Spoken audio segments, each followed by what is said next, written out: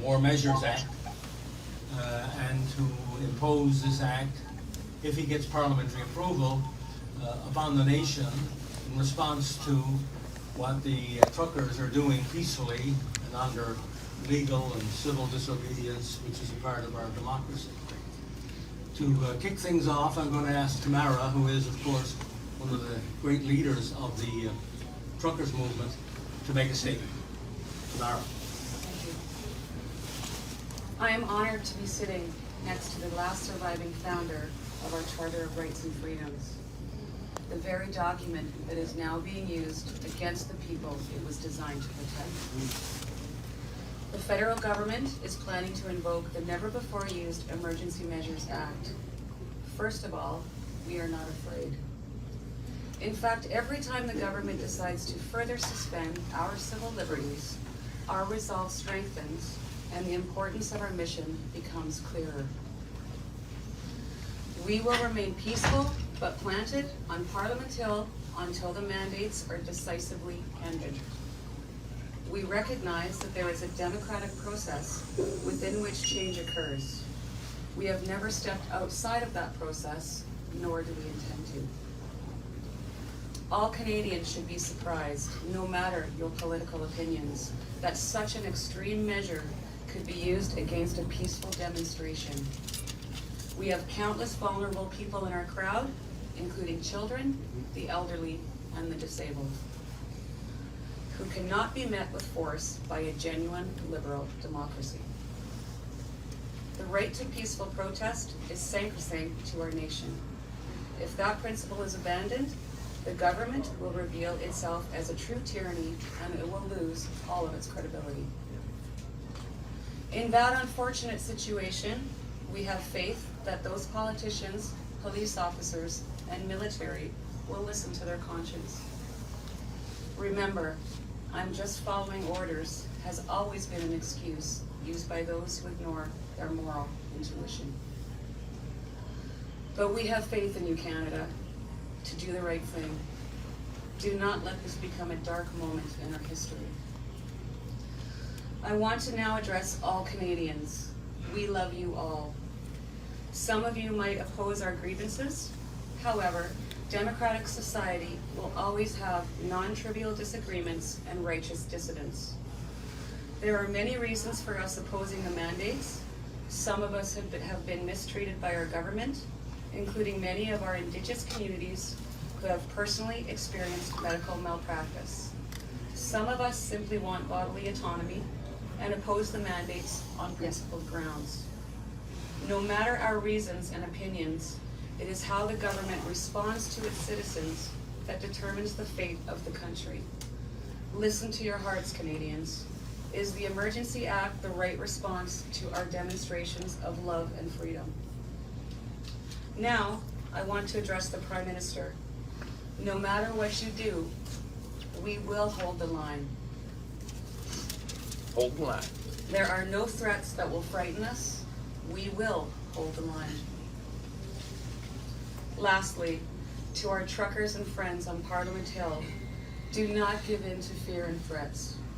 Your courage has already exceeded all of our expectations and inspired an international movement. Be strong, show kindness. Love will always defeat hate. Hold the line. Thank you, Tamara. This is a very, very strange moment in our history. If what we hear is true from mainly from the mainstream media this time, I guess, that the Prime Minister and the Government of Canada intends to invoke the Emergencies Act. And this, as Tamara has said, will be the first time that it's been used. It's the modern version of the War Measures Act, as I understand it, that Justin Trudeau's father invoked many decades ago, which of course caused a lot of problems because once again it was a very broad application of an act which really applied even at that time to one province.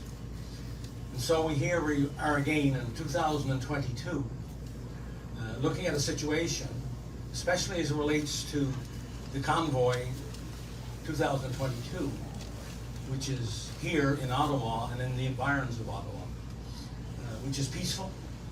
The streets are clean, crime is down since the truckers arrived.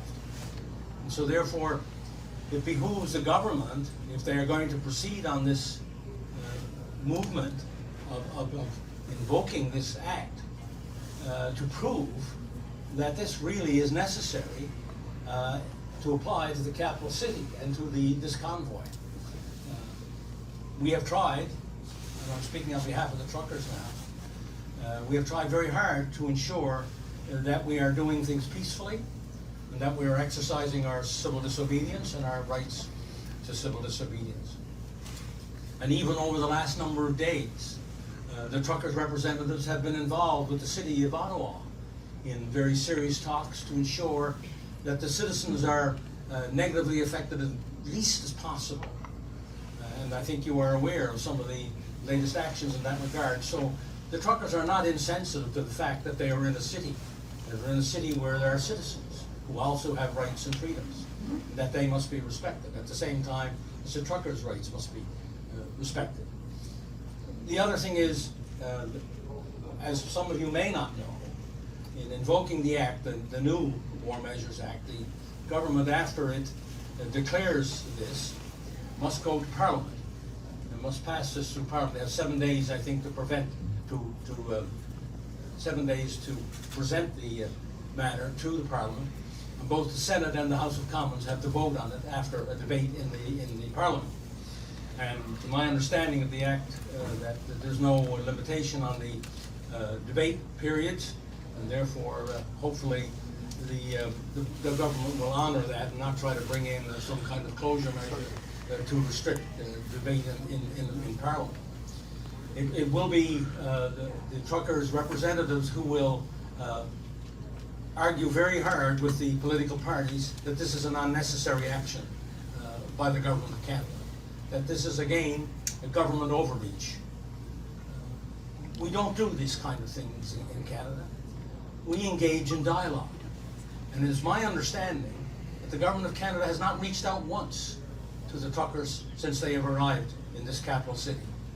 I find that very hard to understand, because how can you justify going to a measure like an emergency measures where a lot of powers can be imposed upon the citizens when you have not even yourself taken any action to engage, first of all, in dialogue.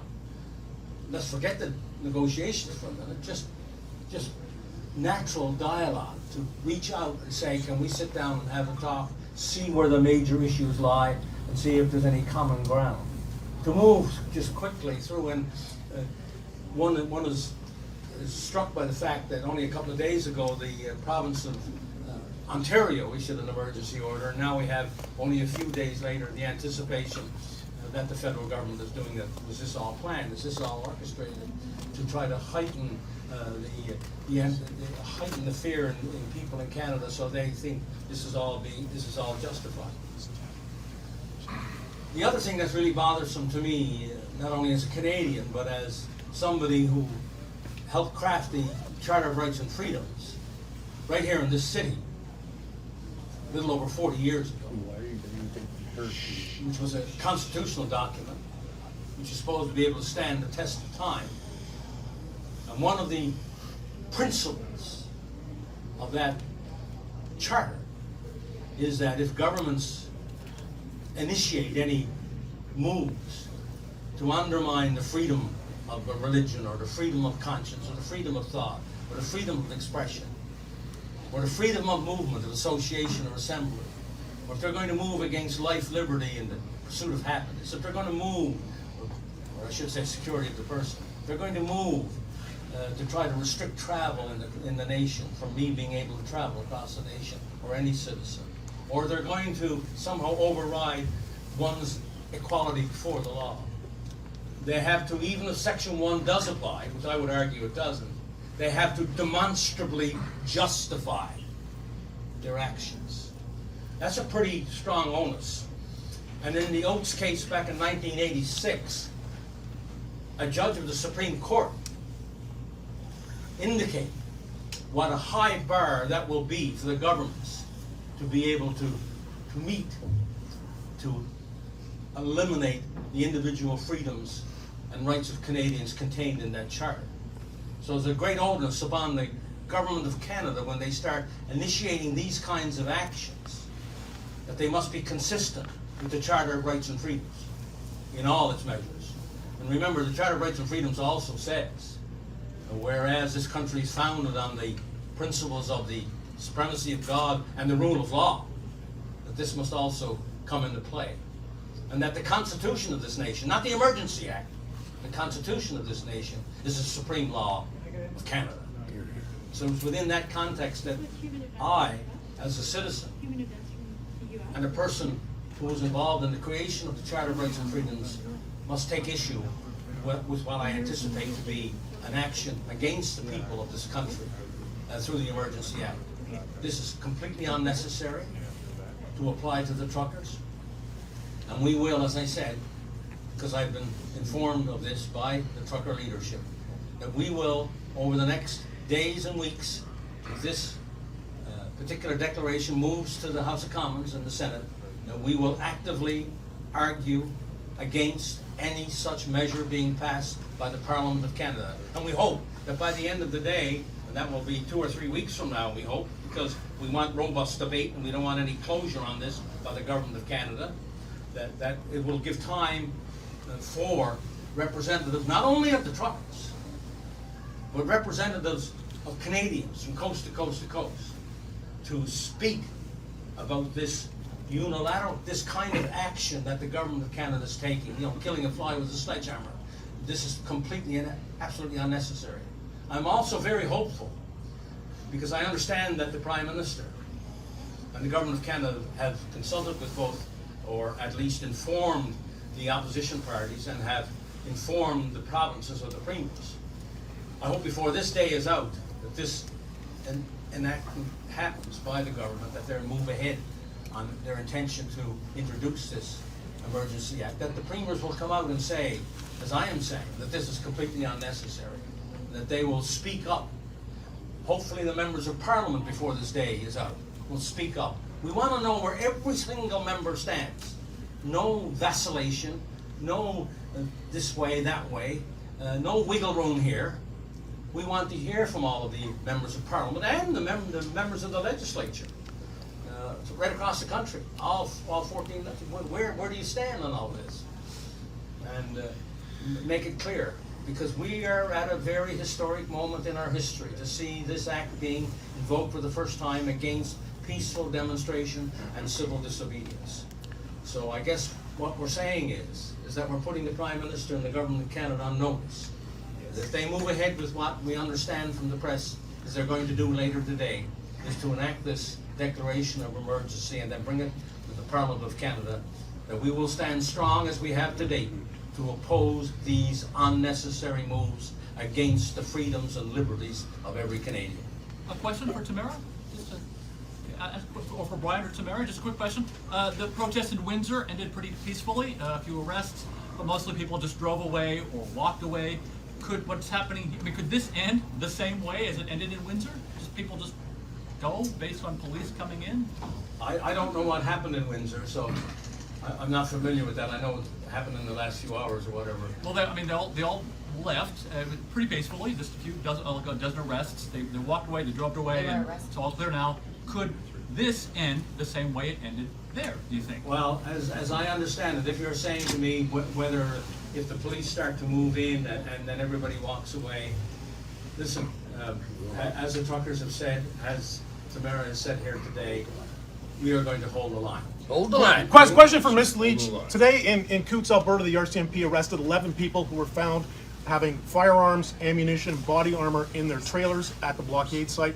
Can you assure people in this community that none of the protesters who were here have firearms in their trucks or vehicles?